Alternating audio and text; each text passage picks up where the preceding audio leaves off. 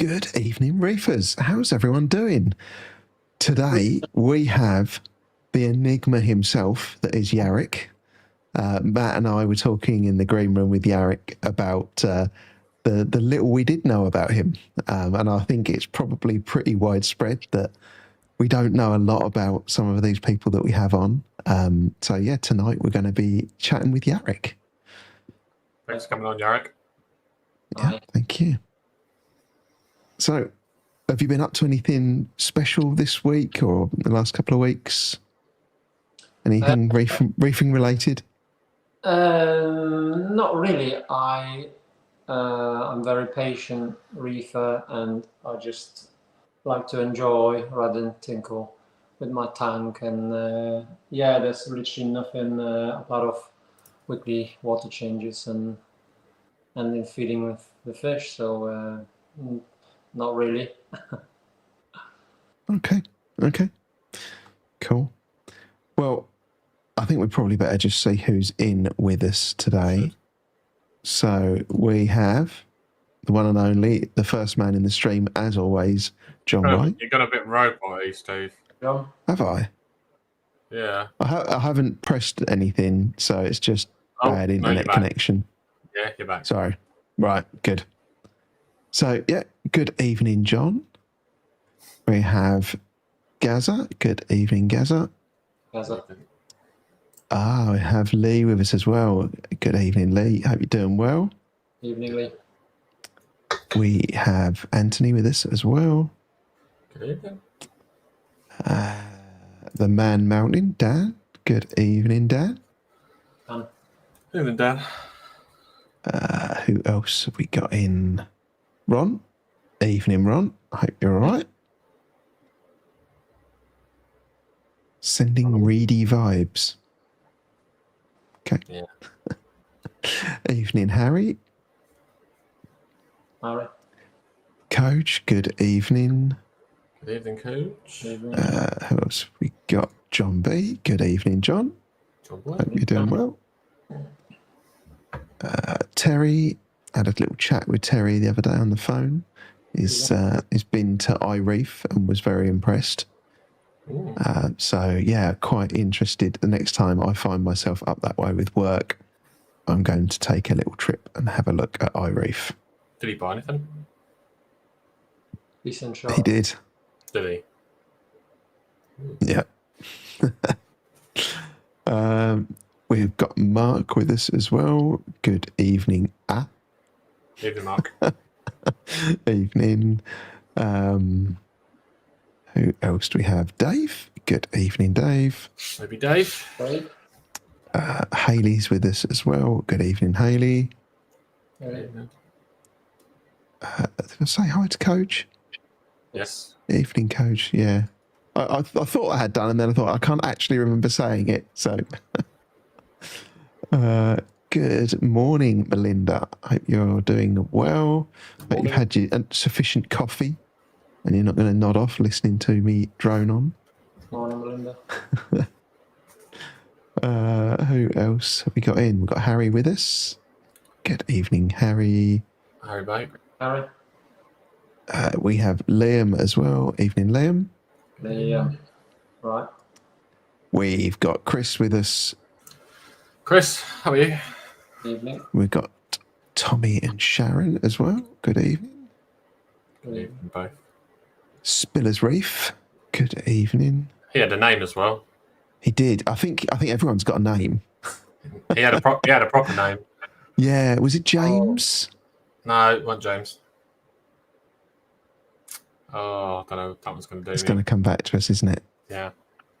It's not James. I'm just scrolling through to see if we've got good evening, Rob. Evening, Rob. What's your Evening, video? Rob. Good video. Yeah. Yeah, it was a long video this week. He had to fit 2 weeks within. He did, yeah. I did notice that. I can't believe the trouble he's having with that trident. Oh, no, I don't really understand what else he can do. I feel a bit sorry for him. I was like, Oh, no. yeah, could you just try it in a completely different tank in case there's something in that tank water that's throwing off the tests. This makes no sense. Yeah. Put it on 2 apex, 2 tanks. Something's weird. Something's going on. Very crazy expensive equipment and gives everyone so much trouble. Yeah, I don't know whether that's because he's tinkered with it or he's done something. But then, like say, they sent him a new unit and it's still doing the same stuff. Yeah. So we've got Dave's Reef with us as well. Evening, Dave. Good evening. And we have Terry Teckers with us. Good evening, Terry. And Spiller's So- called Glenn.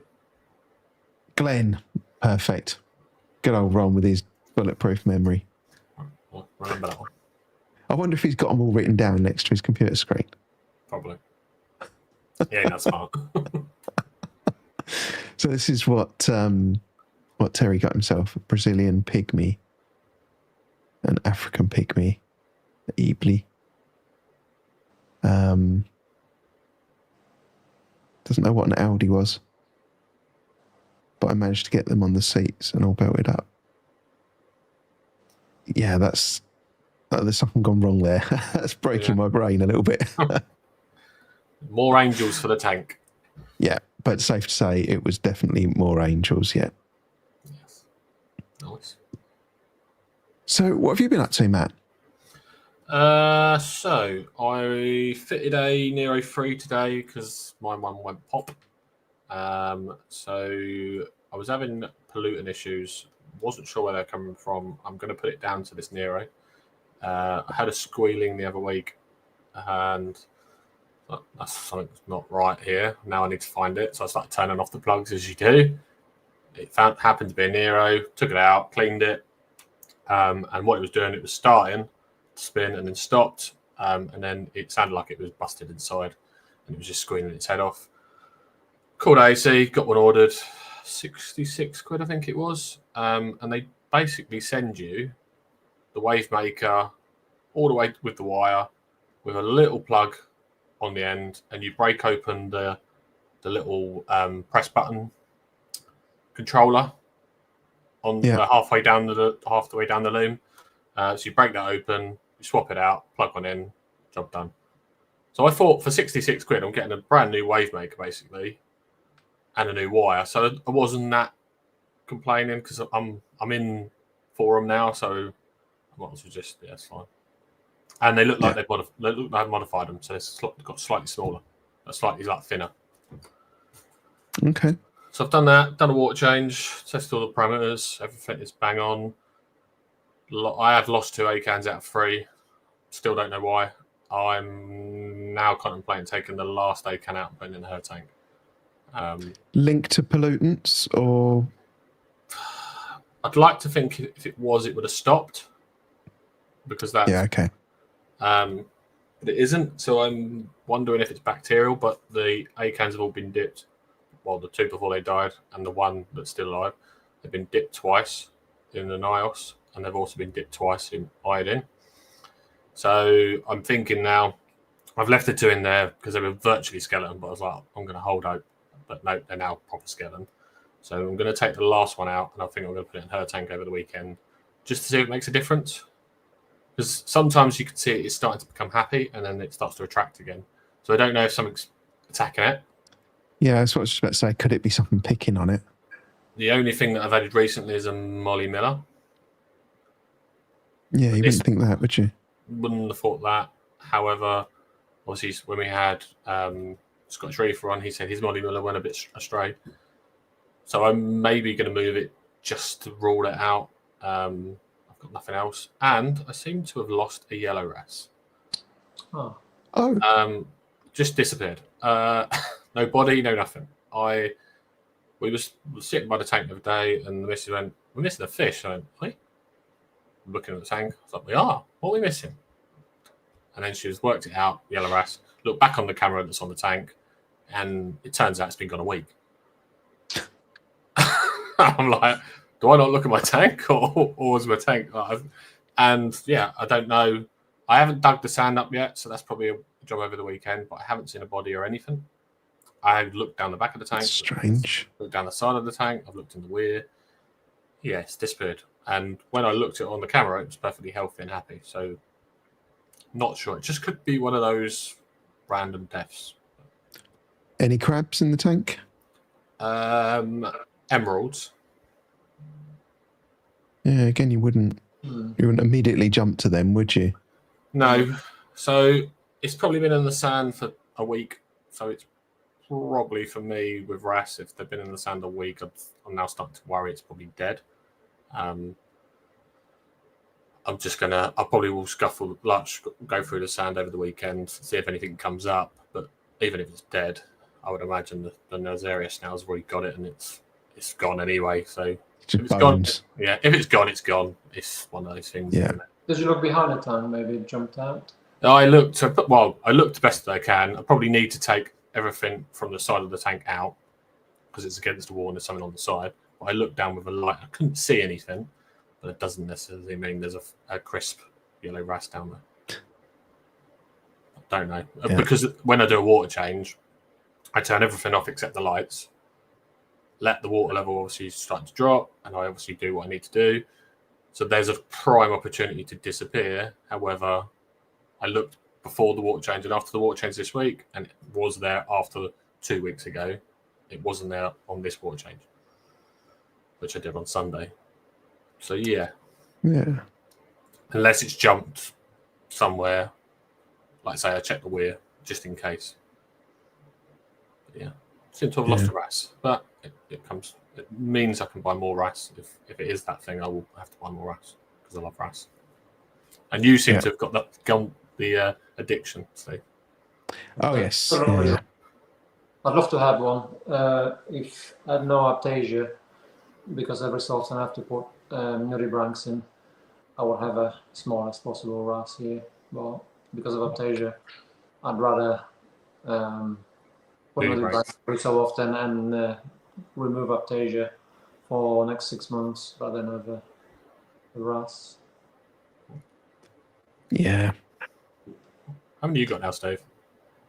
I've got a Naoko, a Melanaris, Yellowtail, and Iridus. Oh, that's my favorite one. Yeah. Is that it? Have I got another one? No. I think you might have 4. I've got 4. I've got an Iridus, a leopard, a peacock.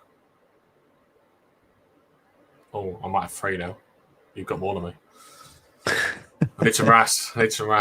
Getting slim on numbers. Need wrasse. Yeah. So that's nice.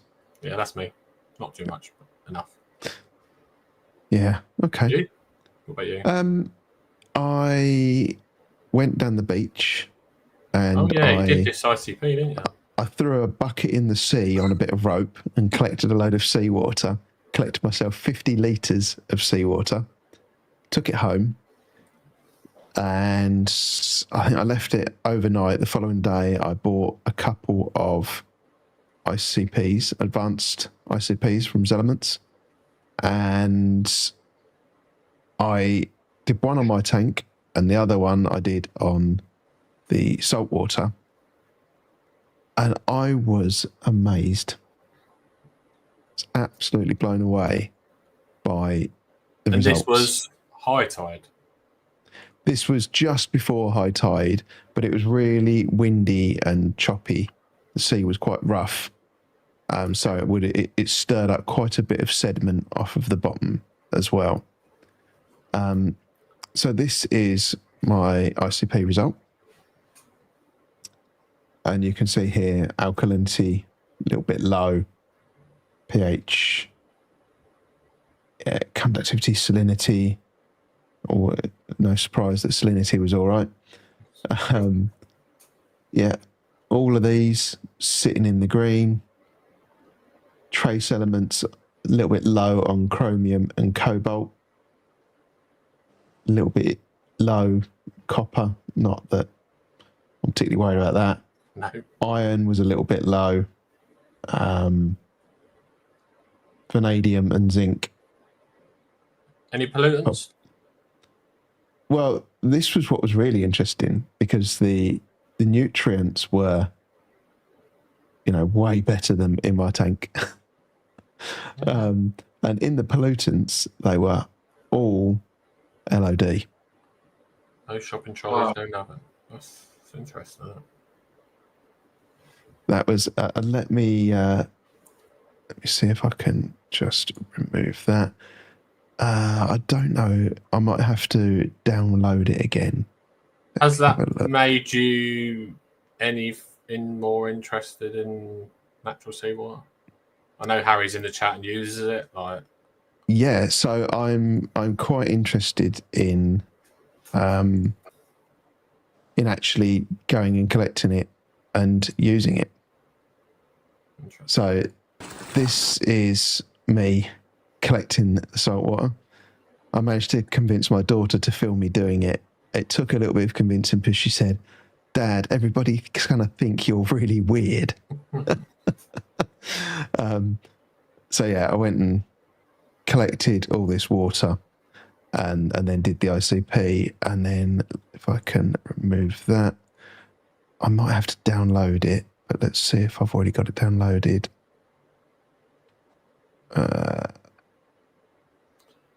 No, I'll download that while we're talking. So I've got I bought a little filter enclosure, just a sediment filter, and I ran all of my water through that, and I got a lot. It filled up a lot, but that was because I had to tip out my I had to decant the water into a container. It was a real kind of bodgy little filtration setup just to test it out. I need to do something a bit more permanent. But let me see if I can play this. Filter, Steve. Sorry? What did you use to push the water through the filter? Gravity. Okay. So I got this. Process then, I'm assuming. Yeah, I got this and just shoved it on a load of blocks. I've tilted it at the end, and then it just kind of goes through that filter and down into this. But as you can see, that's 50 litres of salt water. Yeah. However, almost all of that, I think, is sand. Okay. So I think if I do it again, I can probably go down and collect some and then use a pump to pump it into that top container so I can let it settle and not then disturb the crap that's settled at the bottom. Yeah. And I think that would then, it wouldn't clog up like that. But I've got those two containers in here next to me, ready to start testing out on my fluval.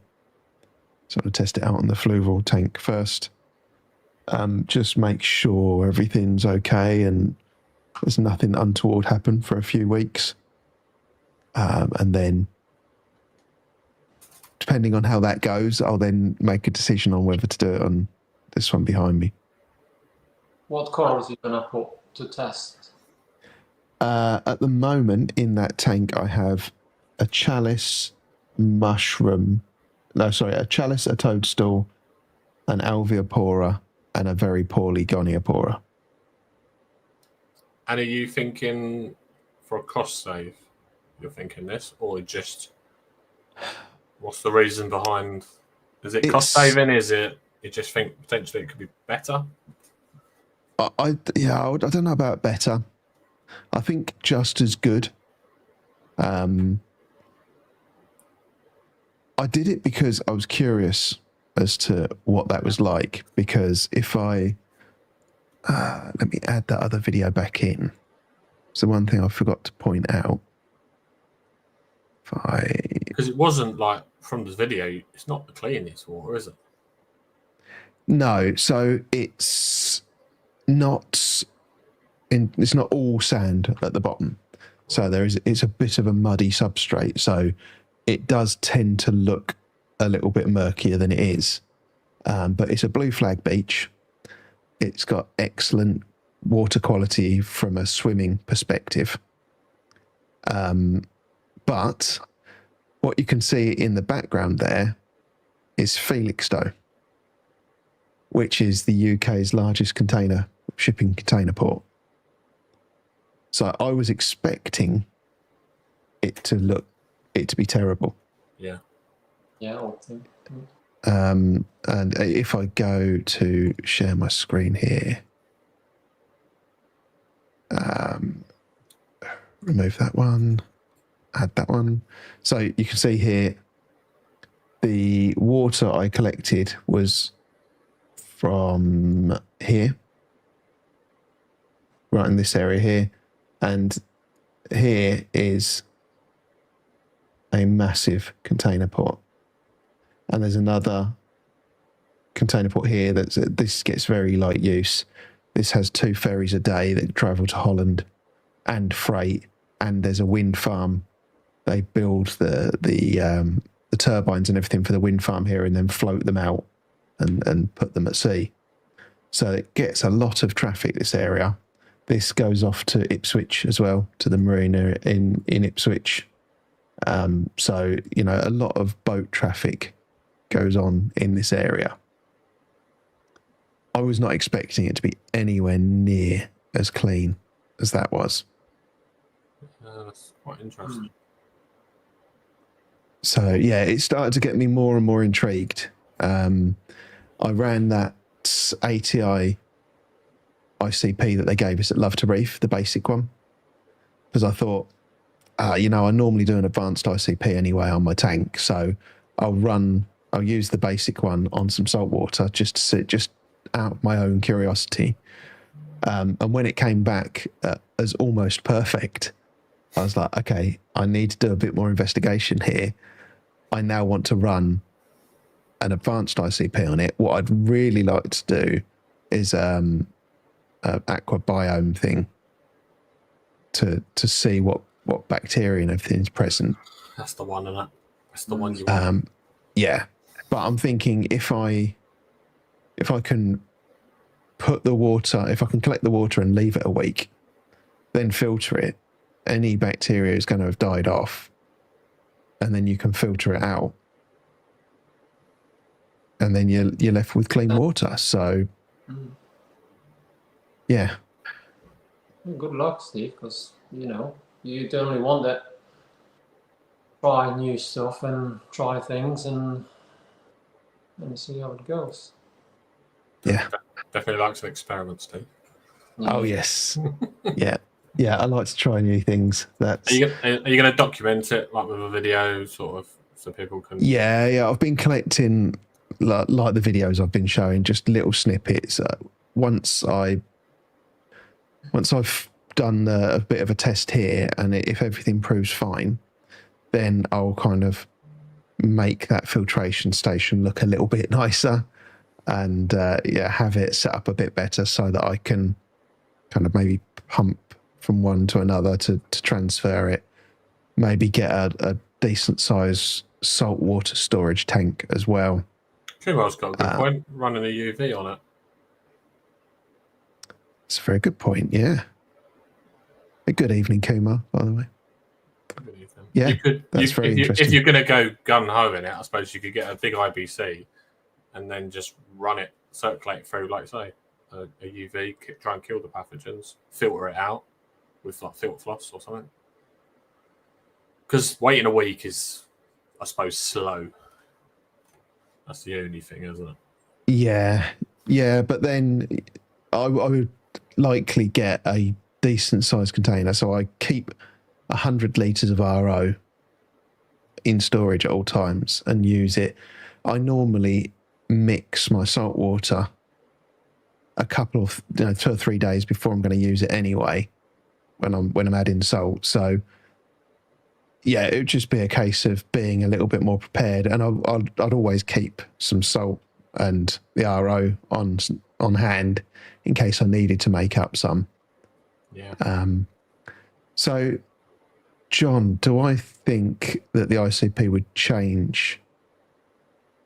No, because the only thing I think that would change would be bacteria, and there might be bacteria in the water now that wouldn't survive at 25 because it's colder water bacteria. And I would expect you could see a difference in that, but I wouldn't expect any of the pollutants or major or minor elements to change. So from an ICP perspective, I think it'd be the same. Sorry, if I was you, I would investigate the water currents, because maybe you were just lucky and the current was coming from the deep waters. Yeah. Where it might be slightly different and it will come from the Felixstowe. Yeah, and it's trash. Yeah. It's a good point. I mean, I've done it. The first test that I did at low tide, and I just walked down the beach and just scooped it up from the surf, like the worst possible. So I thought, if I get a decent water sample from that, then I can't make it get any worse than that, I don't think. But yeah, it's a good point. I need to check what the water currents are doing. I can look at the days I collected, so yeah, interesting. Very interesting. Anyway, on to the guest. Yes. So, Jarek, we saw you at Finest. I think you've been to AAC as well before, haven't you? I think I've seen you at AAC. My first one was 2 years ago, when AAC was hosting Reefing audience.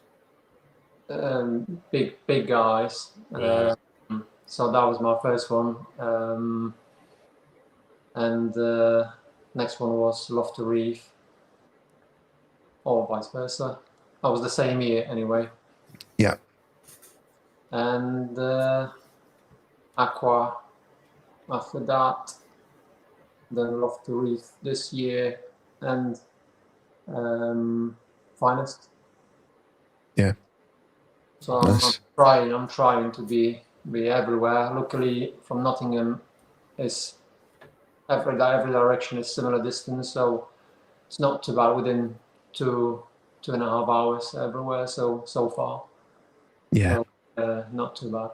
And I think at Finest, didn't you take a trip? You left slightly earlier to then go on to, was it iReef? Yes, this is the first time I reef, and I think it's a nice looking shop. First impression was really good, to be honest with you, talking to the owners, and it just made good first impression. Yeah, that's good. Yeah, I went just to see the Nios 440, because that is if I have a bigger tank, that would be the tank.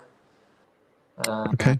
External overflow, that's what talks to me mainly, and German quality. Yeah. I think, yeah. Nice tanks. Nice tanks there. My favourite tanks. To be honest, Red Sea is quite nice, but the risk of bursting one day, I don't know, for some reason. Yeah, I'm still undecided on the whole Red Sea thing. I've got this one behind me is a Red Sea. Touch wood, it hasn't burst a seam. It's a G1 as well. But I think I would be really interested. I'm a data guy. I'd be really interested to look at the data. How many were sold and how many have had warranty claims? Yes. I think that's what it is. Yeah, hopefully that's what it is. But still, I don't know. I think if it wasn't, surely they'd not be in business. Yeah. Not looking not too far. Ron, that's his third time. Yeah. So, is he that unlucky? Well, yeah, his he thought last so one when he was talking to me. Yeah. His last one didn't. It was the armoured seal that went, wasn't it? Yes, Yeah. but it starts somewhere, and being that unlucky, I don't think that's the case. I think there's something about it. Yeah. Friday tanks. Yeah. Good evening, Tom. Evening, Tom. Yeah, the Kit Kat lady. What's her Instagram? Kit Kat lady, take a break. Yes, that's yeah. She had G2, and she had to quickly get a new tank because of the same issue, the seal. So yeah. So I know someone that had a 6-foot tank in their living room, and they came down one morning. It was not long after I got my first tank, and he sent me a video of water just pissing out the seam all over his living room. Absolute nightmare. And that was not a Red Sea tank. don't tell me it was Niles. It was not a Niles. No, I can't remember what brand it was. Wasn't one of the mainstream brands, but yeah. So it doesn't just happen to them. I know there was. I can't remember. I think I was speaking to Barry. He was telling me about another company, and their tank had done exactly the same thing, split the seam. And I think this is where I then start thinking, okay, what could it be? I think it's down to not being level. Okay. Yeah, is it? I don't know though, because you'd like to think, right? Ron's quite an anal person, likes things really particular, and I wouldn't expect that his tank is off level, or is it just the quality? Is there like a quality of sealer they're using? I don't know. There's something that's going on, isn't there? Yeah, it's a difficult one, but like you say, I wouldn't want to invest all that money to then be put out. I think I'd take a break from the hobby if that was. I really wouldn't be a fan of spending all that money on a tank and then it letting go. I don't think the burst happen over the night. Well, the actual burst will happen just in the split of a second. But if you watch your seals every week when you do the water change, if you watch your seals, I think you'll be able to spot it in time and prevent the. Is it maluse? Is it people? There's a majority of it. These ones on the side, I think, are maluse. I think people are scrapering them like that. Yeah. Yeah, Melinda made a point in the chat. The G1s, so because this is only a 250, it doesn't need any extra support. But the bigger G1s, I don't think had any support at the front, which is probably why they kind of dipped at the front, and then you put all the weight on that front panel. Okay. Yeah, doesn't help. Yeah, because the stand is not long enough to support the front panel, isn't it? Yeah. Well, the G2's got the armors on the edge. Yes. And I'll be honest with you, I don't use the blade, metal blade, just a plastic blade on my scraper. And I'm not saying I'm hitting it hard, but I'm not very careful with cleaning the towards the edges. And it's all I understand. It's a small tank, less water, less weight, but I don't know. G2 should be. I think G2 should be solid. Yeah. Yeah. Are you going to Aqua, Jarek? Yes, literally, what was it, before yesterday? I purchased tickets for me and my son. It's only an hour from me to Coventry. Nice. It's no brainer. And I really enjoyed last year. It was really good. So. Yeah. Yeah, I liked it last year. I'm there for both days. Really looking forward to it. Yeah, and it's actually not long away now, is it? It was a month today. Yes. Okay. Yeah. Month today. Yeah, really looking forward to going to that. Yeah, me too, to be honest. What else? Have we got any other comments in here before we move on to some questions? Seems.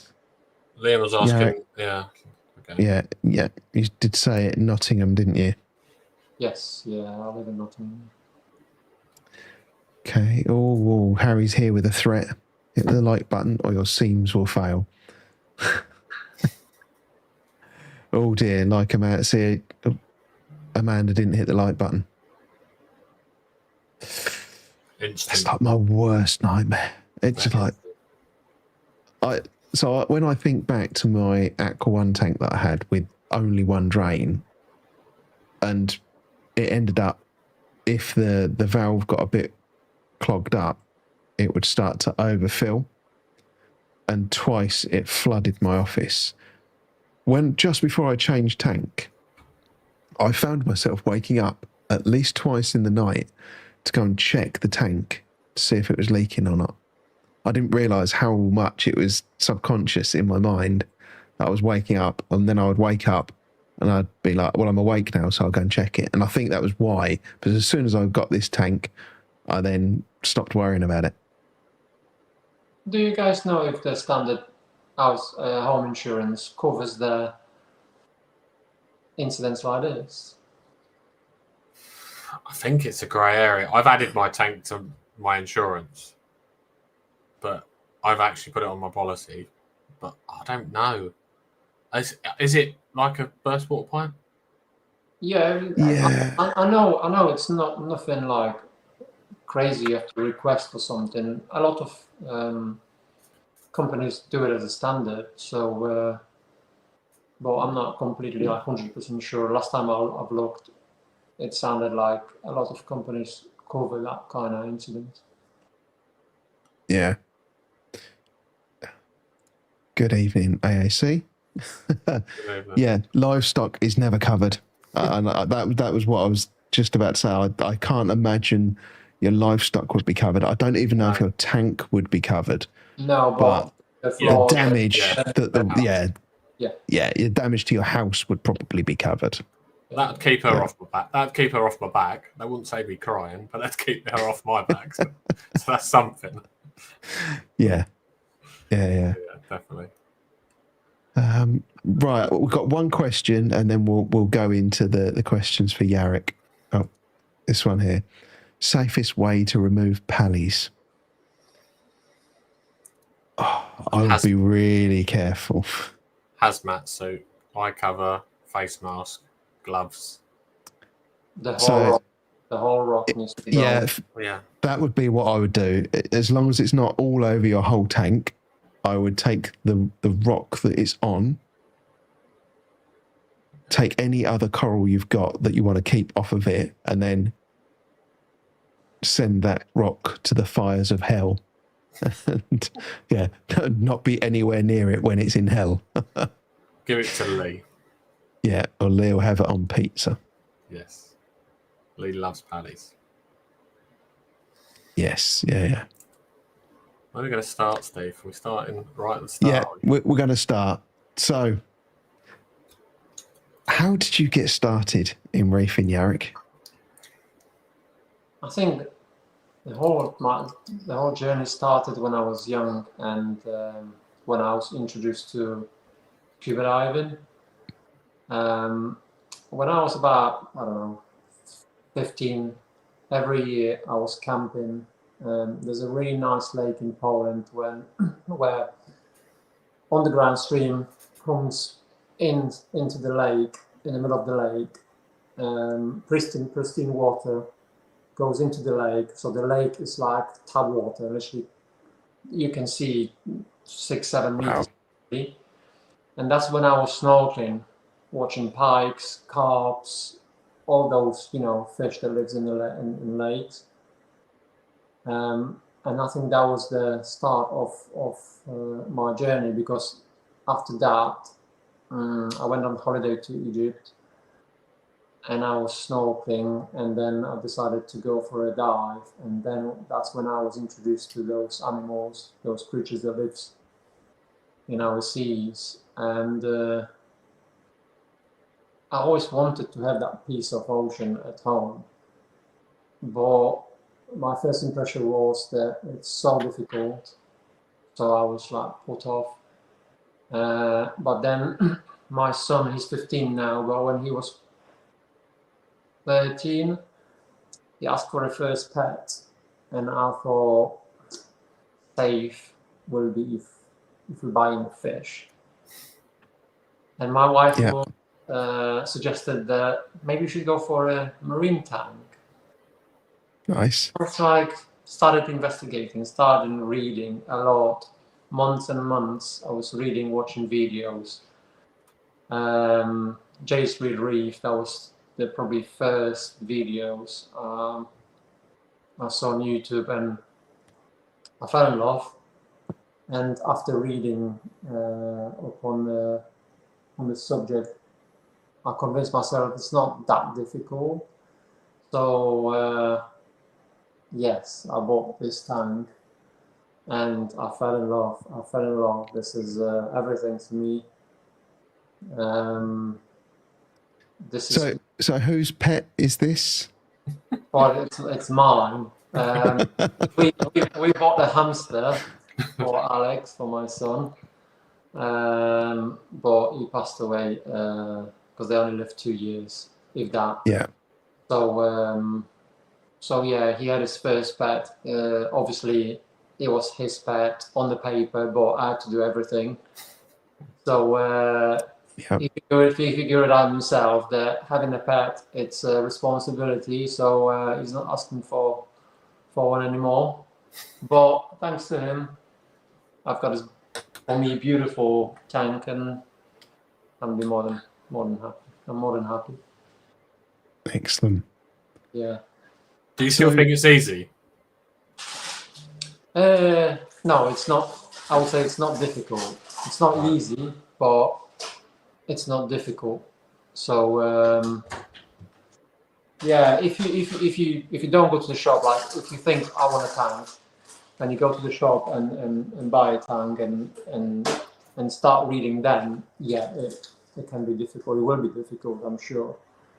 But if you prepare yourself months before and you know what to expect, then it's not difficult. Unless, obviously, if you're thinking aquapora, then then it will be difficult. But with just LPS and basic SPS, I think my SPS, for example, some people think I'm gonna decide to try. Some people think they're difficult, but my SPS is like bulletproof. I don't know why. That's good. Yeah, when few bits breaks off and they like 2 days laying down on sand, they still alive. I can still put them on the flock and they will live. So yeah. Excellent. Yeah, I've only got 2 SPS corals, and they both pretty easy. I would say maybe I'm lucky, but yeah. Yeah. So what SPS do you have in there? I've got Monty and not Styler. Is it Ceratopora? Yes, that's the one. Yeah, that's what it looked like. But yeah. I was like crazy. Yeah, it's. Yeah. Yeah. I don't know. These corals are easy. I've only lost 2 corals across the last 2 years. I have had this tank. That was Amazeball Goniopora, which was heartbreaking because it was a beautiful coral. Yeah. And one rainbow Aiken. That was always the most beautiful corals dies first. So yeah. Yeah, so Rama's asking, is that a Nem or a torch in the bottom left? I think that's actually a Goni. Yeah, it's a red Goni, isn't it? Red Goni, yes. Yeah. It's another one. I think it's a bulletproof extension of the polyps is crazy. It's just for me, I wasn't expecting for it to be this long because it nearly stings my Duncan now. But I've got behind it, I've got smaller pink with green tips Goniopora, which is much smaller, and that's how I imagined Gonioporas. But this one is just very long tentacles, and for small tank like mine, it's not ideal. Yeah. Ron would like it because the clownfish are hosting it. Yes, they host that gunny, but the gunny doesn't retract the tentacles. It's happy with them being in and around. Yeah. Mine do the same in this corner here. That oh, if I can get my brain to work the right way around, that one there is a gunny, and the clownfish are forever in it. Okay, as long as it stays open. Yeah. It's fine, isn't it? Yeah. As long as it don't irritate it. Yeah, because for some people the clownfish ruins some corals if they haven't got a NEM for them to host. They can be a pain. Yeah, they can be a pain. Yeah. So, have you had any? You said you lost your amazeballs, Gonny. Have you had any other kind of major challenges or anything, or setbacks so far? I think pests, it's my biggest pain, to be honest with you. Aptasia. Actually, aptasia only because I've got vermidid snails, but just a handful of them, to be honest with you, and because I don't feed my corals with anything really, they just feed off the light. Therefore, I don't feed aptasia or vermidid snails. So they're not a problem for me, but aptasia, obviously, when it starts popping up, it starts to sting the corals, and the only way to deal with it is nudibranchs. So probably every 6 months I have to buy 4 and put them in the tank, and I haven't got the RAS, so they survive. And for the next 4 or 5 months, it's almost clear, almost no aptasia. Sometimes I'm thinking to myself, maybe this time I got rid of like all of them, but once it's in, it's in, and yeah, it's difficult to get rid of. Yeah, so I just use Aptasia X and just squirt them every 4 or 5 weeks, something like that. That just keeps them at bay. Yeah, when it's when you can reach it, yeah, I use Aptasia X as well. But when it's on the side of the rock or under the rock, then you can't do nothing. No. Yeah. Yeah. So nudibranchs, I think it's the best way to get rid of. But trying to source them. That's the only thing I found is trying to source them is it can be a little bit hit and miss because I guess they're not easy to breed. Yeah. I know Harry does them. I know there's a few other shops out there in the UK that do them. But do you find them easy to get hold of? Yes, 10 minutes. Well, no, 20 minutes from me. I've got a shop, and they sell all the time nudies, so it's not a problem to get them. And it's I think 10, 11 pounds per nudie. So every 6 months, 40 quid. It's not not too bad. And in terms of shop, I think Lynn mentioned earlier, what shops have you got around you in that sort of area? There's Wharf Aquatic, closer to Derby. There's Mansfield Aquatic, which was both within half an hour, 20 minutes, half an hour from me. So these are two, I would say, decent shops. Wharf Aquatic, they've got loads and loads of fish. A lot, and they also quarantine some of them. So yeah, when I bought my Tasteful Blenny, I paid 10% extra, which is 2 or 3 quid. That's nothing. And it was quarantine. So I don't know about tanks. If they quarantine tanks, but small, simple fish, then yeah. It's interesting they do that. Yes. Yeah. I was surprised, but it's fair enough. Yeah. Obviously, nothing's guaranteed. Yeah, but every little helps. Yes. Yeah, I think. Yeah. I'd rather do that than try my luck. Yeah, definitely. So, are you more of a fish man or a coral man? Both, because I like scuba diving, and all I can see there, I want to replicate in my tank. So I'm for me, I know it's a small tank, and I've really tried to replicate the reef. But with my bigger tank, I think I'll have a more chance to do it. So Yeah. so do you or have you done your tickets to dive, or are you going to dive? Or Yes, this year actually in May went to Egypt, and I've got my open water. Okay. Very nice.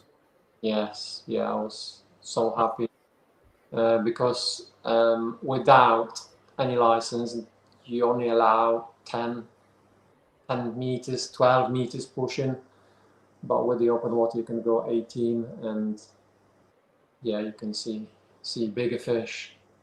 Yeah. It's only 6 meters, but it makes a difference. And Yeah.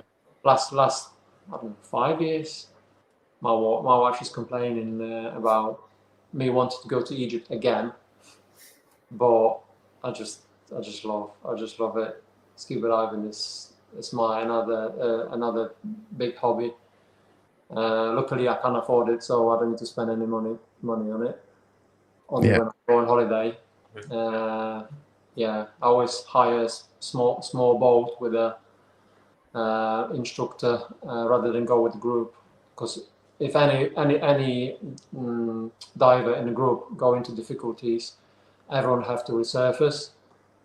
So I'd rather be Yeah. with one instructor, and then I know I'll have as much time as I Yeah. can in the water.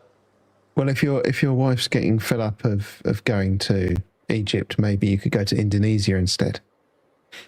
Yes, but that's double the price. I would say Yeah. so. Yeah. So I've got some footage here that you've sent me from your dives. We can look at.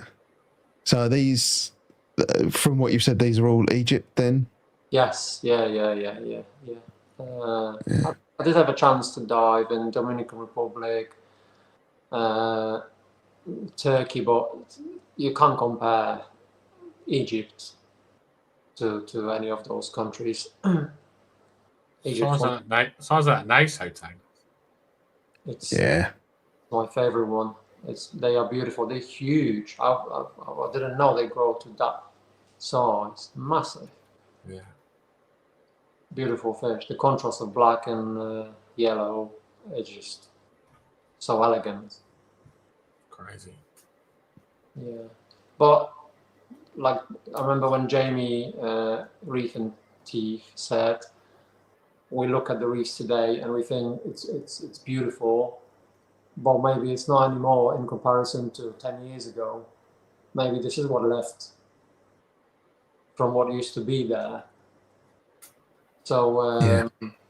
whenever I'm in Egypt, I'm talking to people, trying to find out what the government, what people do to protect those reefs. And it seems to be like everyone cares. Whoever sells the trips for diving, they care about the reefs. So hopefully they're gonna stay at least like they are today for the next good few years. Yeah. Yeah. I mean, the videos you've got look phenomenal. Raccoon butterfly. It's just beautiful. It's the natural light is, you can't beat that, I think.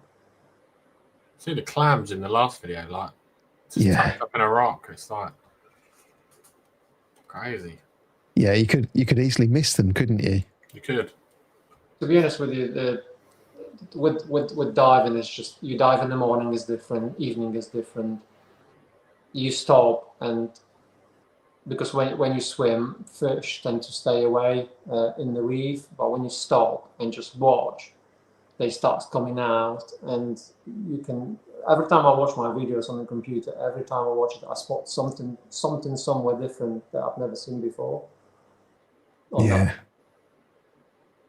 Sometimes I pause the video and just look around and see things. And I spotted the hammer corals on one of my videos, and I've never noticed them when I was diving. So Crazy, isn't it? Yeah. I noticed. and whoever's into this hobby, just to go for a snorkel or dive, just to see what it's like in their habitat. Yeah. I'm not Yeah. surprised. Rama asked what camera you're using. I just GoPro. Yeah, just standard settings, nothing fancy. I remember when. Sorry. That Soho tang is huge, and all. It's just crazy to see fish at that size. It's just... They are very nasty. I found out they are very nasty. Yes, because they don't like when you're in shallow waters, and there was quite a few of them. It was about a meter of water, and there was quite a few of them, and they didn't like our fins, maybe because they were blue, similar kinda, but they were like literally attacking my legs. Wow. Yeah, and I've got a cut on my ankle. Yeah, I was kind of scared of them, to be honest with you. I thought I'd be scared of sharks or anything like it, but no, they were quite nasty. Wow. Yeah. Kumar's asking which reef is it? Oh my god, I forgot the name of that beach, to be honest with you. I can't remember. No. Okay. Never mind. It's in Hurghada, so one of the nicest in Hurghada. Oh, this is the one that swims around, and you see in a second, and we start going crazy around it. Yeah, it didn't like those flippers, did it? Look. It's just...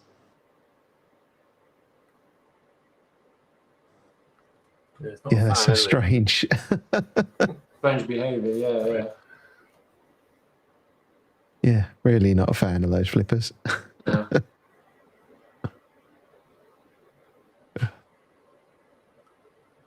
Yeah, that's strange. Yeah. Looks amazing though.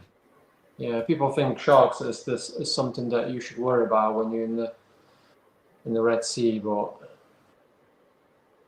so many times I did so many dives and I've never seen a shark, so it's really hard to spot. Apparently you have to go to Mar Salam. That's where all the sharks are based, and you've got a biggest chance to see them in Mar Salam. Wow. Yeah. The clownfish, when you imitate the tentacles of the anemone with your fingers, the clowns comes nearly close to your hand, very close. Wow. Well, and they think it's an anemone. Wow. Definitely recommend. Yeah. Definitely. Yeah, it looks amazing.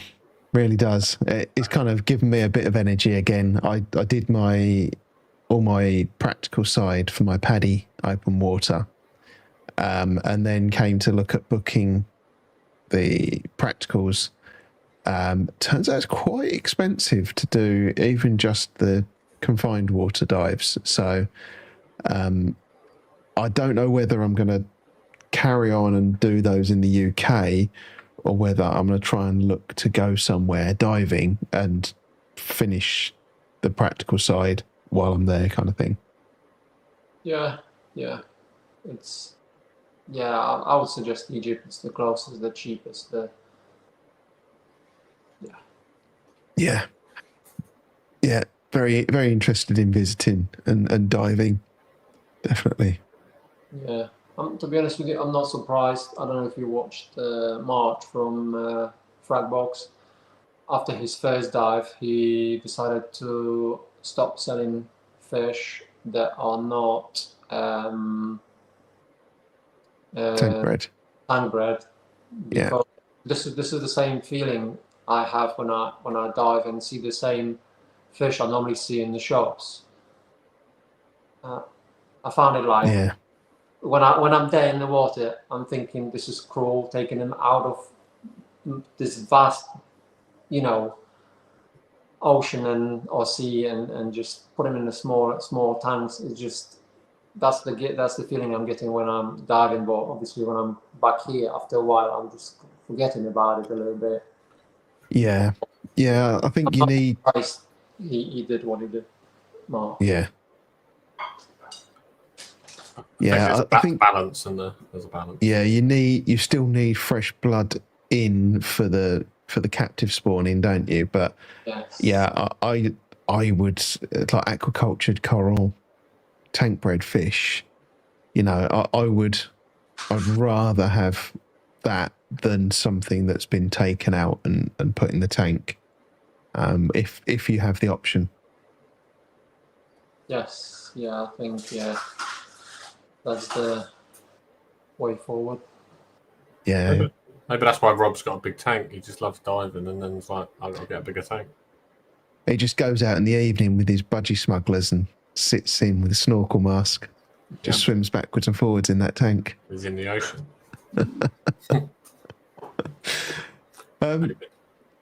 So you kind of hinted earlier, Jarek, about equipment and automatic testing and stuff. What kind of equipment are you running on that tank at the moment? Everything's very simple, to be honest with you. It's just a Red Sea doser, forehead, and that's it. The rest is all in one. So there's nothing fancy, no automation, no tests, automatic testers. Just doing the hand testing every week, changing water every week, and yeah, on such a small tank, it's so easy that not doing it, I think it's not acceptable in my eyes. So yeah. So you're testing every week, and sort of how much water are you changing a week? Or 10%, 25 litres? 12%. Right. Yeah, 12%. Probably 10 would be, but for some reason I started since the beginning. I was doing 12 and it's Yeah. I guess, like you say, it doesn't take long, does it? Clean the glass, do the water change. Yes, with a small tank, yeah. This is my worry a little bit about the bigger tank, because I can understand that it's going to be more labor related to the thing, but I'm thinking if I'm changing 12 liters of water, or 30 or 40, if it's going to be nice for 40, then it shouldn't make a big difference when it comes to changing the water. Maybe just cleaning and quite a little bit scared of the sump, because obviously this is all in one, and I don't my knowledge about sump and skimmers and stuff like this, it's not great. So yeah, so that's my only worry, that I will have to I would feel like I'm starting again from the beginning.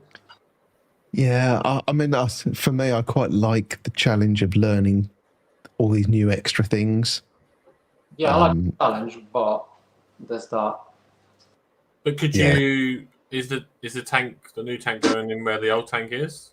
No. It would go to the living room. So yeah, so I suppose you could have it running for a few weeks with nothing in it, getting it set. You could learn about it before you then take the big jump. Yeah. I thought if I get one, and I will run it for like 3 months just to make sure it's fully cycled and everything. There'll be no rush, because obviously this one's here, that one's there. There'll be no rush whatsoever to put this coral. So I want to do it right from the beginning, and I promise myself I'll do everything possible not to have aptasia in my other tank. Yeah. Because that ruins everything, to be honest with you, and I want to have a RAS. So having a RAS, there's no way to have nudibranchs every so often because they might So die. I know Harry has got wrasse and nudibranchs in his tank. He thought the wrasse had eaten them all, but it just turned out that it was taking them a while, and they've been breeding in his display tank as well because he found eggs on his filter roller and all sorts. So, Oh, brilliant! I Okay. think so it is possible. I think it depends, and I think it depends how lucky you are. Yeah, and that you need enough space for the nudies to hide, obviously. Yeah. Okay, that's good. That's hope. Would you use? I suppose would you use existing rock as well, or would you try and go all fresh, the new system? All fresh. No, I'm not bringing anything from this tank because No corals, no nothing. yes, corals, yes, but I will inspect them thoroughly and Yeah. and do my best. I don't know of anybody that has successfully kept their tank Aptasia free. So I do kind of, part of me is thinking this is a really great idea. But I wonder if you're making your life much harder and still going to end up with it eventually. So, unless you're planning to give the small tank to your son, and you can have his tank will be a QT. Everything goes in there first. Yes, that'll be on the paper. I think he's not interested in. It's not. In the reef tank. No, he likes to go to the shows, but that's about it. To be honest with you. yeah. It's hard work, isn't it? Yeah. I think Harry's nose has just grown. He said he's never had Aptasia. Lies. I think Jay's Real Reef, he's got Aptasia free tank, so it's possible. Yeah, I think it is. I think you just have to be so regimented. I remember he had one. He's upped it with potty, and yeah, since then, no more. Yeah. I think that's a good idea. Quarantine tank with peppermint shrimp. yeah, but it's hard to. I think it's hard to buy the real peppermint shrimp because there's so many versions of it that you have to rely on somebody to make sure you've got the right one. Yeah. That's why I'm hoping this Molly Miller Blenny sort of. To be fair, the Molly Miller Blenny went in, and I've had a few Aptasia. I zapped a few, but I don't seem to have any more. So I'm hoping it's done his job because they should, and they say they eat Aptasia and bubble algae. Ooh. But bubble algae doesn't seem to get in any less. So I don't think he's interested in that. Bubble algae, but it doesn't spread. It's again handful of them here and there. There was a time at the beginning of my journey with this tank when I noticed those pests and I was dosing things that I shouldn't be dosing, and the biome was just not there at all, and it took a while for it to come back, and so I wouldn't advise to dose anything dodgy. Don't rush. That's what I think is. No. But when you see bubble algae in your tank, and obviously so many tanks been ruined by the algae, you think, I need to act quick. And no. Pests is probably a big breaker for a lot of people. Like I say, I had hair algae off this rock for 6 months, and I honestly thought to myself, what am I doing here? Yeah. I've never had a hair algae. No. Unfortunately, it passed. So, yeah, we're all lucky. We all go through different phases, and like I say, it's one of those things. Yeah.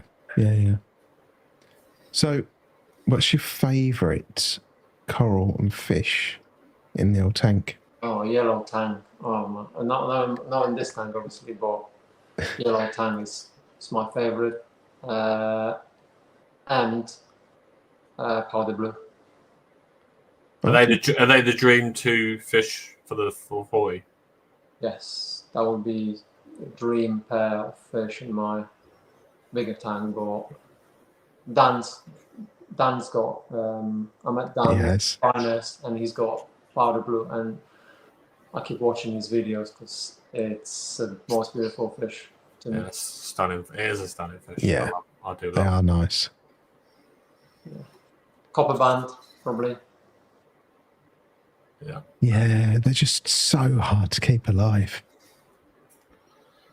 But So hard. some people have them for years, and if you're lucky, you might have one for years. So. Yeah, I think it's all about how well they're collected. Yes. Yeah. I seem to have a theory of maybe putting it in as your first. I know it sounds weird, but maybe not after your clowns. Maybe your first fish is a copper band, and maybe you solely teach the copper band to feed, to become confident, because people say they put it in a busy tank and it just gets lost in its. Yeah. And I wonder whether, because obviously Tom's got one that absolutely comes up and smashes the food. If he becomes confident and he knows what the food is, would it help? I know it sounds strange, but would it help the fish's confidence to not go, oh, what's that? Oh, I'm going to eat that. Yeah. And if you put it in early, would that change? It doesn't have to compete with other fish as well. No. So. Yeah. Yes. I'm just curious whether that worked. Yeah, and you can chuck any kind of food just to make sure he eats and not pollute your tank as much because there's no other fish. Yeah. Yeah. So both of the copper bands I had were both eating totally fine. The first one I got wasn't when I started, and it took me a bit of effort to get it eating frozen mysis. But I got there, and it was eating it, and it would come to the feeding pot, and it would be shoulder to shoulder with all the other fish to kind of get food. But in the end, the thing that killed both of them was my south-fin tang. Oh yeah. So I rehomed the south-fin tang. I've been thinking about trying another one, but I think I'm going to wait until I've got the bigger tank, and then there'll be much more space to get away and hide and things like that. So I'm thinking that I'm not 100% sure about trying it again because I feel bad. But if I do, it'll be in the 7 foot. Maybe with an activation box. I don't know whether that's worth trying. People say. Yeah, I think so. People say the ideal copper band to get is the one from the tank breakdowns. Yeah. It's used to. Well, Drippy's got. Is it an Australian? Has he got an Australian? He's got one that's. Has he got another one? Yeah. Because when say something about it, because I think she mentioned that they're not real copper bands, are they? Right. Yeah. So then maybe that's what the difference is. Because he got one a few weeks ago, and I don't think that's with him anymore. Oh dear. Okay. All right. So unless he's got another one since. Yeah. Okay. All right. I know he was getting one that wasn't. He was going to try one that wasn't a copper band. Was a copper band, but wasn't a copper band. Maybe an Australian. Yeah. Marginalis. Yeah. That's it. Yeah. They're a bit big. I think they grow bigger. Yeah. Yeah. It's not. I didn't pluck that from memory. I just read Melinda's comment. I see that. As you said it, I was like, oh, Melinda said it. I don't know. Yeah. What about coral then, Jarek? What's your favourite coral in the tank? Any. I just any. Love them all equally. I'd love to dip my toes in acro. There's a moments when I'm thinking about getting rid of the green one on top and then try acro, because that's what I've heard, that tank needs to be at least 6 months old for you to think about acro. So this one's 2 years old. It's quite stable. So if I fail with acro in this tank, then I don't think I'll be successful in my new tank anytime soon. So, but I like it so much, then I know if I get rid of it and have acro, and acro will die, then I'll be left with that space. Yeah. And it's a really hard decision. I'd love to do it, but also the light is not as powerful, and there's other things that might not be ideal for acros, but I don't know. Yeah. Even if you got a little frag rack and a little acro frag and put it there, you could do that before removing the certipora and see what happens to it. If it dies off, then you've still got that in. Yeah, and somewhere like Finest or somewhere that does like frags for like 15, 20, 10 quid. Yeah. That gamble is either it's worked or it's not worked. Yeah. You try a milli, something a bit easier. All of millis, yeah. But the problem is with this light is this is a spotlight, and ideal light for acro would be right underneath it. Therefore, if I put it on the rack will be off to the side on the glass, and the light won't be the same. So I'm thinking if I'm gonna give myself a go with acro, that it would have to be right underneath it. Yeah. Get a Stratton. My next tank, probably 2 ATI Stratton Flexes. Yeah. 2. Yes, because they long. Yeah.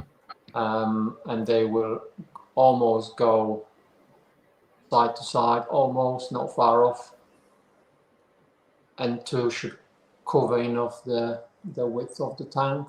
It sounds like he's planned this for offer. It does, yeah. Sounds like they're in the shopping basket ready to press buy. Yes. Yeah.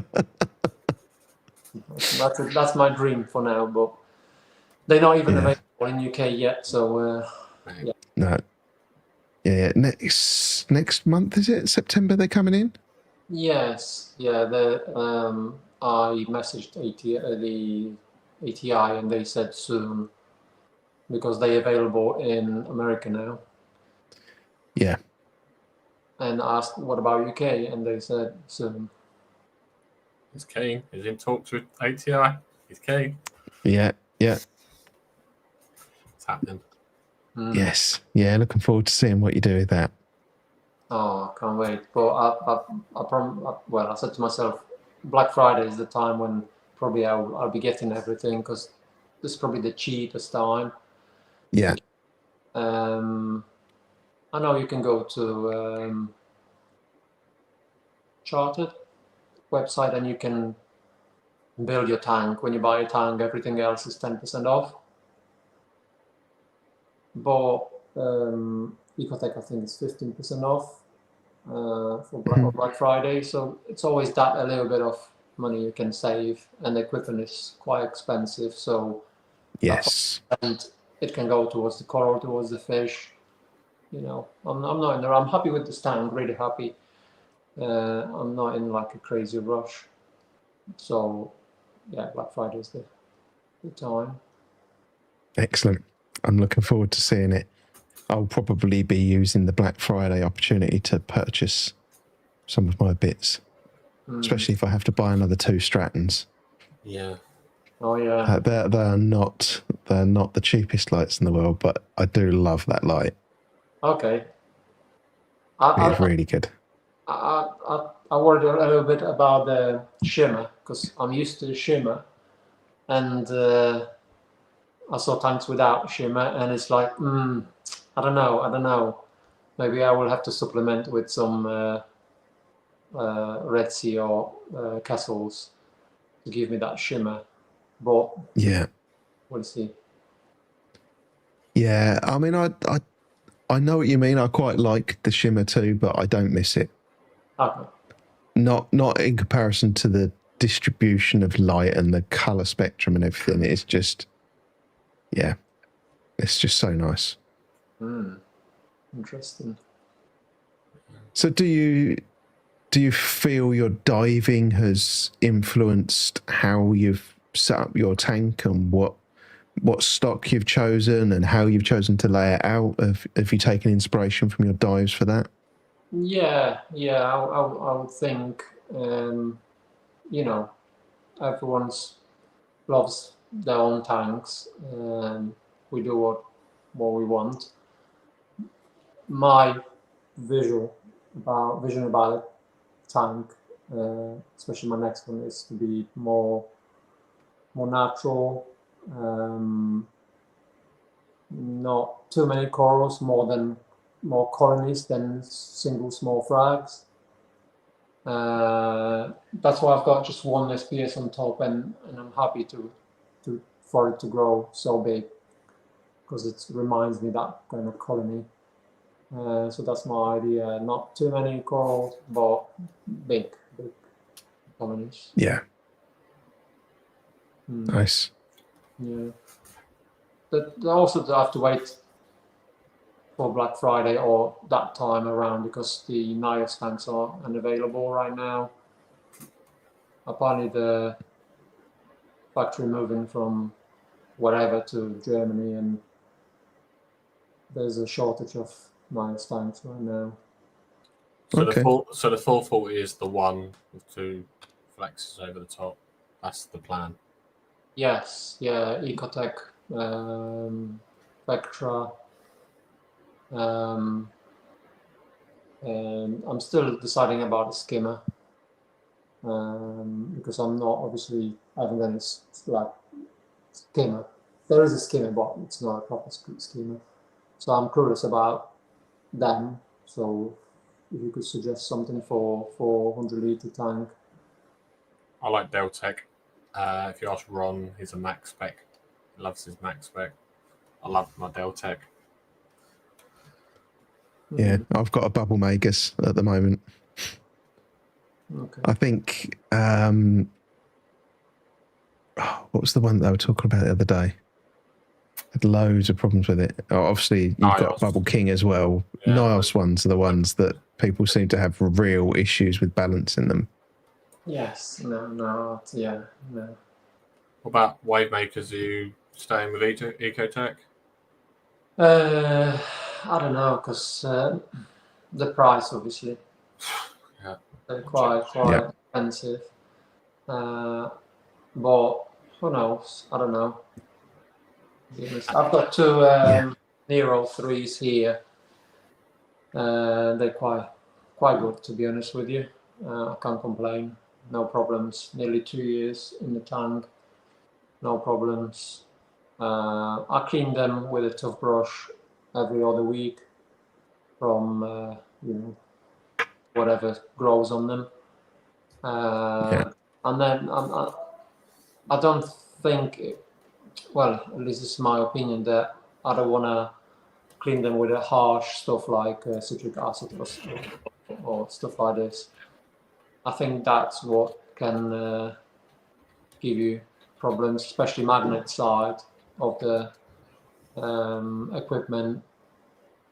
I don't know if it's a good idea to put in citric acid. So I dip the covers in the citric acid, but not the motor, not the magnet. Yeah.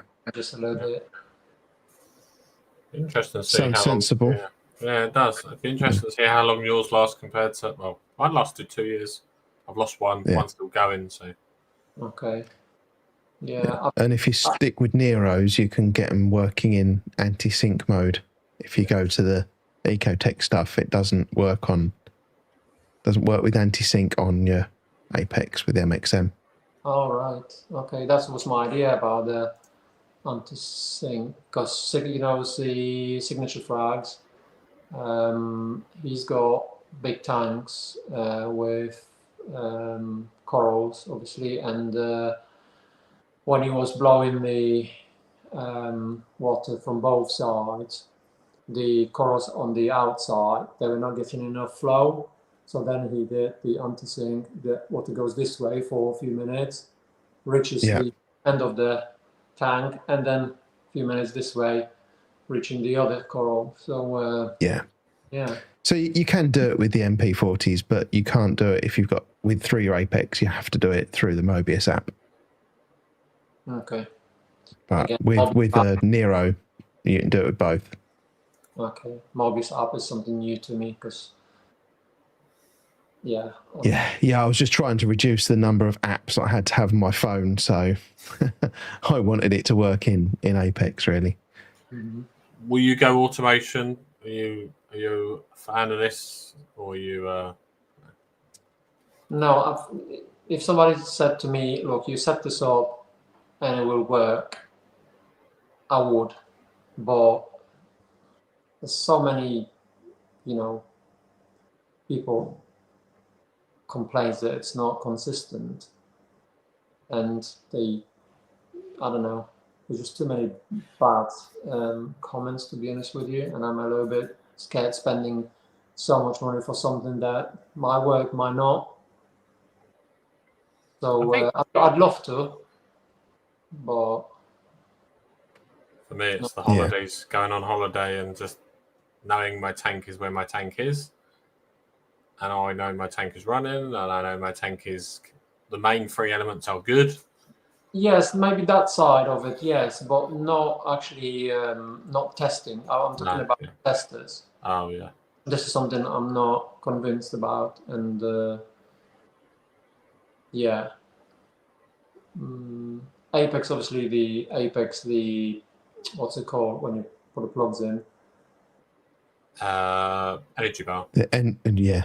Yeah, you can see the consumption of the energy, so you know if your pumps is getting clogged, or if it's going or it's stopped. Yeah, that's fair enough. That's very helpful. But yeah, automation, not really. I'm a trend. Yeah. I want the trends. I don't really care about the... Yeah, I think if you expect every single result to be 100% perfect, you're going to be disappointed. But if you look at the trend and the way things are going, that's a much better way. Okay. Yeah, I'm not unexperienced with those kind of with that equipment, so yeah. I only know what I've read from internet, and that's all, to be honest with you. It'll come. Yeah. When you start getting acros and the top of your scape is all acros, you'll be like, I want to now know consistency. So Yeah. I've got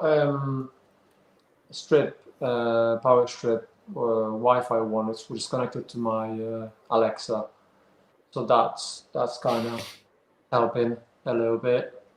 If something's not right, I can always turn something off while I'm away.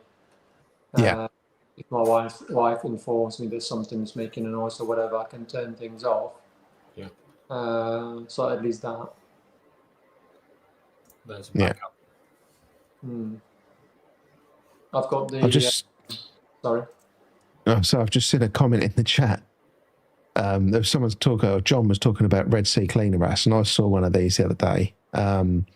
Actually, I know someone that's got one in their tank. And Dave's saying that he's had one that ate everything in his tank. So I've not heard that before from cleaner wrasse. Well, yeah, I thought they were until I read that comment. So that's interesting that Dave had that happen in his tank. Oh, it's the blue one. Yeah, the blue and black one. At everything, as in what, shrimp and snails, or?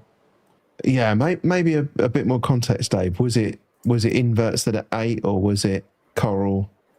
I'm assuming it wasn't tangs it was eating, but I can imagine that coral and inverts are probably they've got really small mouths, haven't they? So you wouldn't have thought that they would have a big enough mouth to eat a shrimp.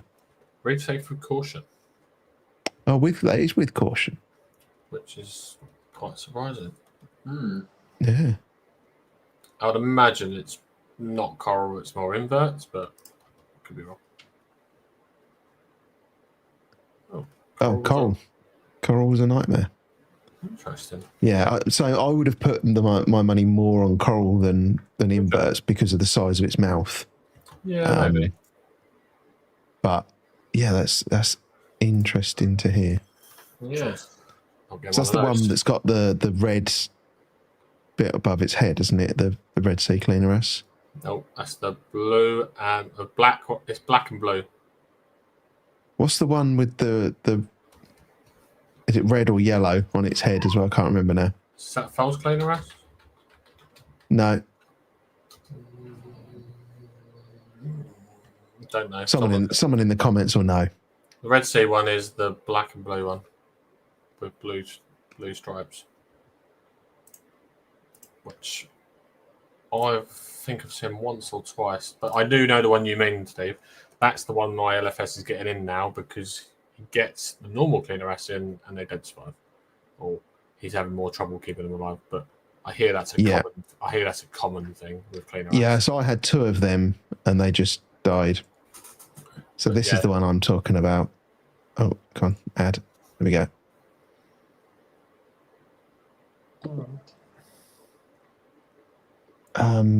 Yeah. And what's that name? Blue streak cleaner, yellow on top of the head. Let me see. Do we get? So the Hawaiian. Right. Okay. The Broidies. I'm not even going to try that second one on live. Okay. Yeah, I practiced that one offline first. Yeah, that's interesting. Yeah. Sorry, we kind of just went off on a bit of a tangent there, didn't we? But yeah, so you've been diving. How many times have you been diving now, Jarek? Sorry, second. How many times have you been diving? Well, every time I'm in Egypt, it's just every other day I go for a dive. It's just Yeah.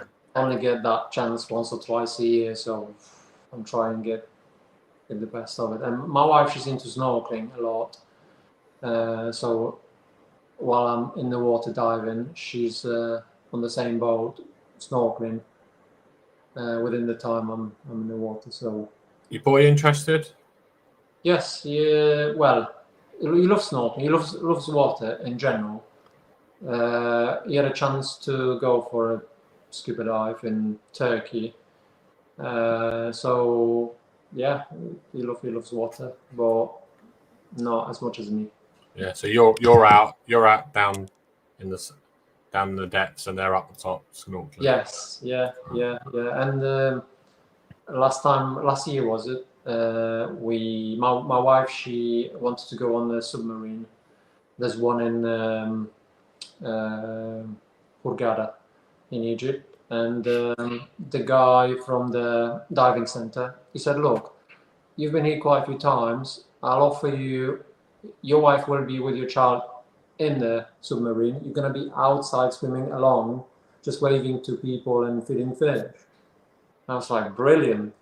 And I loved it. It was amazing seeing my Excellent. wife inside, and I was outside. It was just, yeah, standing on the top of the submarine while it's going down.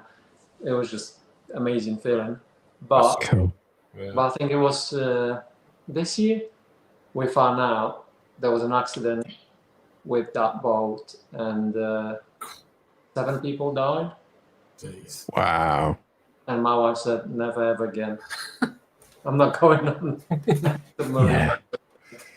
That was the footage we needed to see, was you swimming outside the submarine. Yeah. I've got the footage. I forgot to send you to the end. Oh, brilliant. So when you've been diving, have you seen any of the reef restoration projects that we hear are going on? I think they're probably more Indonesia way than Red Sea, but No, unfortunately not. No, I wish maybe one day I'll visit Indonesia and see it, but no, not in Egypt. yeah, I mean, everyone says that Sharm and Red Sea are the if you go diving there first, everywhere else is a disappointment afterwards. But do you have any other places you'd like to go and dive? Yeah, I think Indonesia is the one, just to see yellow tanks in the natural habitats. That would be a dream come true. And Yeah. I always wanted to see. It's weird as it sounds. I always wanted to see a shark, and so many dives, and no, the Red Sea is full of sharks. No, not even one. So that's that's on the bucket list. Have you seen the program with the lady that dives with sharks? Yes. Oh, that program is insane. Right. Yeah. It's insane. It's crazy. I think it's amazing though. Because they're not that dangerous. The sharks are not that dangerous. When you're in the water, actually under the water, they're not that dangerous. But when you're swimming on top and you making splash, that's when they obviously look into what's there is an injured fish or whatever, and they go for the strike. But when you dive in, they tend to stay away from you. But if you obviously educated myself just in case. So I've watched a few videos and stuff and follow a few people on Instagram what to do in those cases. And yeah, it's just tiger shark you need to be worried about mainly. And if they come to you too close, just grab them by the nose and just redirect them. And Simple as that. Yeah, simple as that. yeah, simple as that. I don't think I would be that calm if one was trying to bite me. But at least I know theoretically what to do. Yeah. Yeah. I think I'd be panicking. Maybe one day. Maybe I will have to actually go to Marsalam and yeah, and just go especially to the place where the sharks are. And I'd like to do the barrier reef. I know people say obviously it's on the decline, but I think I just like to see the barrier reef. And yeah, that's another one. Yeah, but I never wanted to see bleached corals in the sea. I just rather live in that bubble that everything is still okay, rather than see it. I know it's not the case. I know, but that would breaks me. Yeah, so I do these reef census coral survey and that's the Great Barrier Reef. So they give you a picture, and they kind of AI kind of puts a little drawing around an object, and you have to say what it is and what type of coral it is. And the last question is there any bleached coral in this picture? And I went through it, and I think I've done 220 images now, and I got a long way through that without seeing any bleached coral. And I was starting to think, you know what? Maybe it isn't that bad.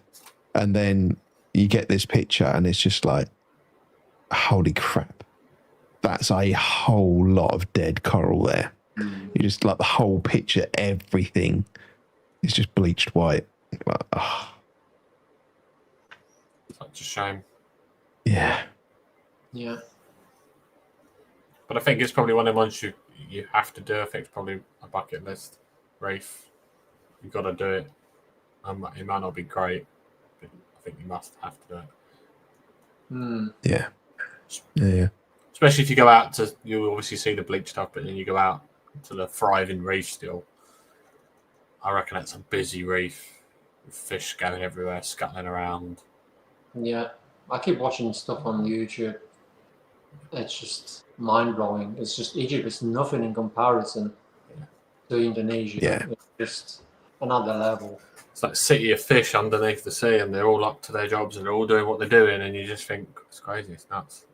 Yeah. I would really like to go and see Hope Reef, the one that Jamie Craggs is working on with Sheba, or is it Nestle that owns Sheba? I think they call it the Sheba Hope Reef now or something, but yeah, something like that looks phenomenal. The work they're doing there, that'd be really interesting to go and see. Restoration? Yeah. Okay. Yeah, so it's, I'll see if I can get a picture up while I'm talking, but they've written the word hope out of like this coral structure that they're grafting corals on, and they've got these bays around this kind of, not really an atoll, but this reef area, And yeah, They put in the same corals but slightly deeper. Is that what they do, just to prevent them from being bleached when the hot water comes? Or I think they've picked a new location and they're trying to seed new coral growth there. So let me share my screen. They're on these metal structures, aren't they? Yeah. Yeah, so you can see there they've written this word hope. And to put it into perspective, I think this bar in the middle of E is about 10 feet long. And I think when you look at it now, they've seeded all the way around here, and I think they're starting to work on this back part of the reef now. Crazy, really. Yeah, they've done so much there. It's and I think that would be really interesting to see the efforts that are taking place to restore the reef as well. yeah, I wonder what the future gonna brings for us hobbyists. Change. Yeah. I wonder whether we're going to get to a point where that some of these corals, the only place they'll be alive is in people's tanks. I think there'll be points where you probably struggle to import any coral. I think fish might be different. I think coral might be maybe go seasonal, might even go to waves. It might just be you can only get mariculture corals anymore. You can't get wild corals anymore. Yeah, you see how hard we've been hit with the yellow tanks.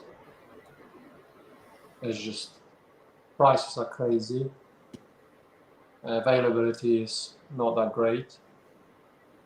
It's just one fish. Yeah. You can see how big impact it can have if they introduce a ban. Yeah, and it's so strange because the people that live in that area are just still eating them every day. So I've heard, they're not being fully protected. It's a little bit, you're protecting them from the people that are putting them in a tank and keeping them alive, or maybe even trying to breed them, and then allowing people to just kind of go in and take them home and put them on the barbecue. Bit weird. But yeah. Yeah, I wonder if you're saving 10,000 being shipped out every year. I suppose not replenishing. I guess I don't know. It's interesting what the hobby could face coming soon. Yeah, although we are able to control the temperature of our tanks much more than you can control the temperature of the sea. Yeah. So if the temperatures are going up and they're going to die off, but that's very likely to happen and there's very little you can do about it. Maybe they're better off not being in the ocean. Yeah. It's a very deep conversation, that one. Happens in zoos, doesn't it? With endangered animals, they get put in zoos and then they get sort of bred and they then get repopulated and stuff like that. I just wonder if maybe that will happen. Yeah, I hope that we can keep enough corals alive in tanks and private collections and things that when we finally catch up and stop killing the planet, get temperatures back down again, we can go out and seed these reefs again and start to bring life back. It would be nice. Sadly, I think we might be a lifetime away from that. Oh yeah, it probably won't be happening in my lifetime, that's for sure. But I think it's natural that temperatures rising. 2030 is probably the hottest. It's going to be the hottest year, and from then it should go down again because it's like a sinusoid going up and down every so many years. So hopefully it's just that. Fingers crossed. My whole career we've spoke about global warming and it's got better and better and better, but I think we're so far behind. We are always going to play catch up. But yeah, I don't know. We'll see. Arctic shortcake. Yeah, I mean, although I can also remember when the hole in the ozone layer was going to kill everyone, and you know the world came together. They banned CFCs, Yeah. and now that hole in the ozone layer has repaired itself, or mostly. You know, so we can do it. Yeah, it But doesn't take long. It doesn't take long because remember COVID time when the canals in Venice, water was amazing. yeah, So many fish came back. So many marine life came back to those canals because people were at home. I think we need Yeah. to stop China and USA's pollution. If we could stop those two, we've got a chance. But yeah, the other two, yeah, it's very difficult. So there's a very in-depth conversation about industrial revolution and developing nations, and you know, we did all of these bad things. So kind of standing here now blaming them, maybe not America, but you know, the developing nations in India and China, and in soon to be the African nations that are starting that journey as well.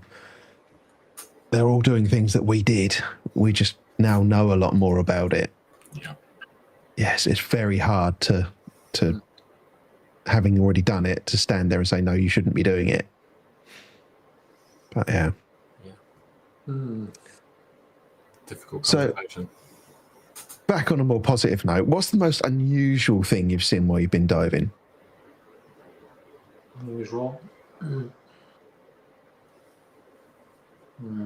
Any particularly strange inverts or fish? You know, we had the fish attacking your flippers, which was somewhat unusual. Yeah. I've seen that before.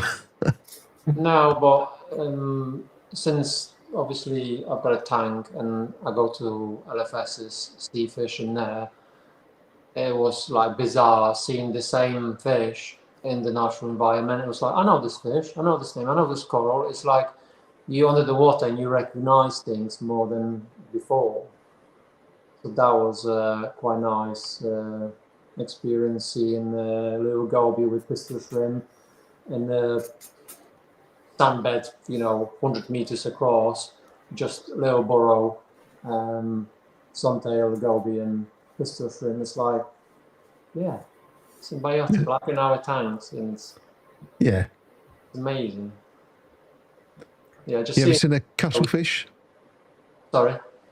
Have you ever seen a cuttlefish? Rob was saying that they look amazing when they're diving, when he's been diving. No, I've never seen cuttlefish. The most strange fish I would say was what's it called, like alligator fish or crocodile. Crocodile pipefish. Yeah, no, not pipefish. It was like a Okay. flat, with the mouth like a crocodile. Okay. Yeah, it was very strange creature. And the snake, that was another one, which was like snake under the water. It's like, yeah, water snakes terrify me because I think they are all very venomous. yes, absolutely. Apparently they are. Yeah, Yeah. but they just keep for them to themselves. Everything's keep to themselves unless you start disturbing them. It's Any not- jellyfish, octopus, anything like that? in Turkey, I saw octopus. Yeah, yeah. The other thing that that is bizarre that you're not supposed to touch anything. It's not because you can disturb it. It's because there's so many little creatures that can harm you so bad. You might not even see. So it's not advisable to touch anything, sand or during the course. I was not allowed to knee on the sunbed just in case there's a stone fish or there's just so many things that are very dangerous to us humans. So as nice as it sounds, the ocean it's quite dangerous place for us, I would say. Yeah. I saw when you were diving, you didn't have any gloves on, and I think your hands are the first thing. If you go to steady yourself or something, that's the first thing you put out. And I'd be like, oh, I'd be paranoid about putting my hand on something. No, I try to tend to stay away from the reef a few meters, so I don't Yeah. get in contact. I had one situation when I saw triggerfish. What's it called? The most dangerous one. I'm trying to think. I know what you mean. Yeah. Anyway, but when they're nesting, they can be more dangerous than the sharks. Yeah. Yeah. That's it. So, Titan. yeah, when I saw them, I was like, no, I'm staying away from them. They're huge. Yeah. They're aggressive little things as well. Yeah, they can be very aggressive. Yeah. Nothing like sharks. So, yeah. Yeah. I see Rob said he got bitten by a small moray. Yeah. My instructor On that either. was bitten in the finger. He tried to pet the moray, and he'd done it many times, he said, but this time he was unlucky, and he said he thinks she was asleep, and he woke her up, and that's why he got bitten. Yeah. But his Yeah. finger was split, like, oh, it was nasty cut. So, like I said, it's not a nice place for us. No. No, and then you've got all of the added complications of we're not really designed to be underwater. Oh yeah, that's another thing. Yeah. Yeah, I think. Have you had any problems when diving? Yes, I encountered one. Because you don't learn anything if everything goes smoothly. So I'm kind of glad it happened. It wasn't too bad. The mouthpiece. It was when I saw those triggerfish. I looked at the triggerfish and I pulled the mouthpiece, and the mouthpiece came off the pipe coming from the tank. So I left with the mouthpiece in my mouth with the hose just hanging loose, and I took a breath, and my mouth was full of water, obviously very salty, and I panicked because there was first situation ever in my life. I did started thinking I'm going back up. Luckily, it was 10 meters, so you can still go without the safety stop. You can go all the way to the surface. But my instructor just stopped me, and he did like this, stop. And for some reason, I trusted him, and he took the emergency one, put it in my mouth, and it was fine. But that wasn't pleasant. But I've learned something from it, and that's the goal, I think. Yeah.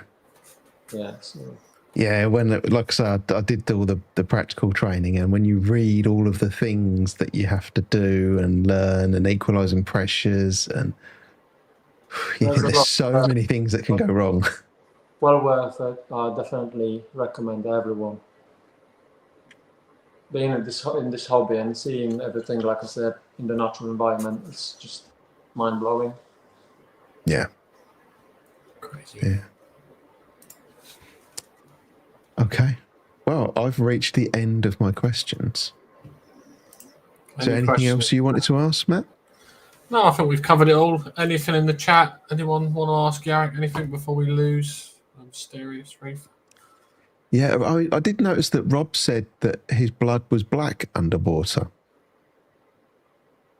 So, yeah, I thought it still looked red. In fish in there, what have you got in there? You got clowns. What else is in there? Just 2 clowns, firefish, and tail spot blenny. Right. I think for such a small tank, 4 fish is enough to just keep nutrients, on the good level. And obviously, clowns grow, and once they get bigger, they will pollute more the water. Yeah. So today might be fine, but in the next 6 months, it can be slightly different. So you have to take that into account as well. So the upgrade is coming. So hopefully by Christmas we should see Jarek's next tank. Is that the aim? That would be the best Christmas ever. Okay. Yeah. Christmas ever. But hopefully the tanks will be available. Apparently light's going to be next month available, but still, uncertain with those tanks. Steve from Exodus told me October, November time they should be back in stock. So yeah, right now just Iree's got one in white. That's it. Well, in the meantime, Yeah. you can save. Yes, yeah, I've got time. Yeah, to Yeah. say. Yeah, Make some decisions, like you say, the skimmer. You're not sure on the skimmer. do more overtime. Yeah. Keep saving. Yeah. It's when you buy everything from the start, it's expensive. Correct. It's expensive, so yeah. Is Yeah, the I lounge? Yeah, is the lounge to make so you can see it more? Is that the aim? Say again, sorry. Is the aim to put it in the lounge so you can see it more? And To be honest with you, this is our kitchen dining. So most of the time we here cooking, talking, sitting, drinking coffee, eating. So this is probably the best place, and yeah, it would be nice to have it here, but then I would have to get rid of because this tank is not on the actual stand; it's on the kitchen. What's it called? Side table cabinet. right. So, so yeah, I would have to get rid of that, and I don't think my other half will allow me to. So, but there's space in our living room, and if the time is gonna be, that's where I'm gonna be eating, drinking, talking. Yeah. My whole family So- will have to move to. Is the living room the other side of that wall behind you? No, it's on the other side of the house. Yeah. That's a shame. And this side is always warmer in the winter, cooler in the summer. This is ideal place for a tank. Where the other side, it's cooler in the winter and warmer in the summer. So not ideal, No. Yeah. but I will have to deal with it somehow. Easily done.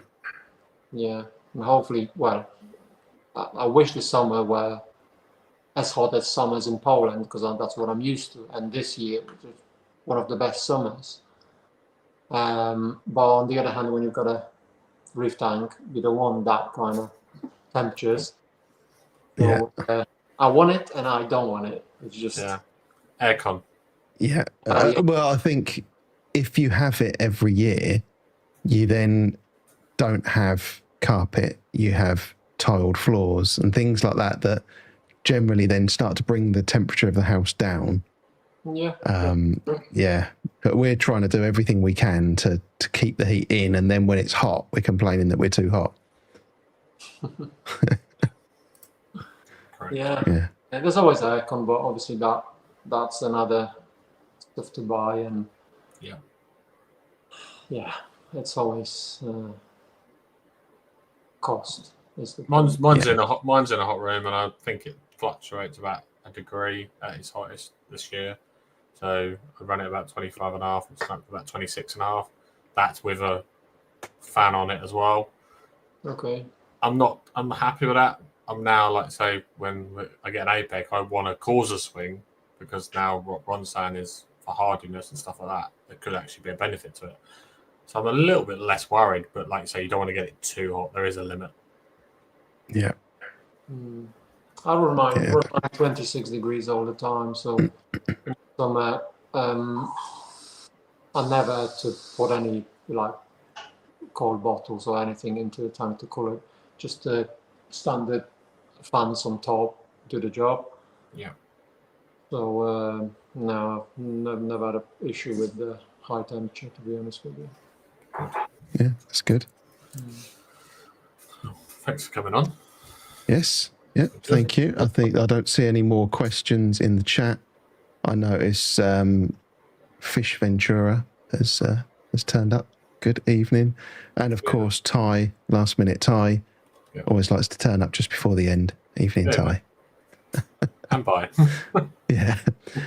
Well, yeah. Thank you very much for coming on, Jarek. It's been great. It was great to chat to you at Finest, and great to have you on and look at your tank and hear all about your diving and everything. So yeah, really appreciate that. Thank you. Thanks for coming on. Yeah. And see you later, everybody. We'll catch you next week. See you later. Bye.